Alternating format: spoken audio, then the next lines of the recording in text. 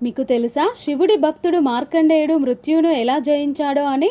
మహర్షి మృకుందుడు ఆయన భార్య మరుద్వతి దంపతులకు పెళ్ళై చాలా సంవత్సరాలు గడిచినప్పటికీ వారికి సంతానం కలగలేదు. సంతానం కావాలనే కోరికతో మృకుందుడు చాలా కాలం పాటు ఆ శివయ్యకు తపస్సు చేశాడు. ఆయన తపస్సుకు మెచ్చిన శివయ్య ప్రత్యక్షమై మృకుందుడిని ఇలా అడిగాడు, నీకు ఎంతో తెలివైన పరమశివ భక్తుడై 16 ఏళ్లకే మరణించే కుమారుడు కావాలా, లేదా ఎక్కువ కాలం జీవించే సోమరిపోతూ దుర్మార్గుడైన కుమారుడు కావాలా అని అడిగాడు. అప్పుడు ఆ మహర్షి ఏమాత్రం సంకోచించకుండా, నాకు 16 ఏళ్లకే మరణించినా సరే, కాని తెలివైన పరమశివ భక్తుడైన కుమారుడే కావాలి అని అడిగాడు.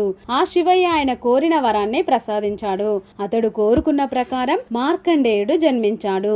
మార్కండేయుడు చిన్నప్పటి నుండే పరమశివుని భక్తుడు. శివలింగాన్ని ప్రతిరోజు పూజించేవాడు. కాని కాలం నుండి 16వ ఏట వచ్చినప్పుడు మృత్యుదేవుడు యమధర్మరాజు అతన్ని తీసుకెళ్లడానికి వచ్చాడు. మార్కండేయుడు భయంతో శివలింగాన్ని ఆలింగనం చేసుకుని తనని రక్షించమని ఆ శివయ్యని ప్రార్థించాడు. యముడు పాశంతో మార్కండేయుడిని లాగుతున్న సమయంలో ఆ పాశం శివలింగానికి తగులుతుంది.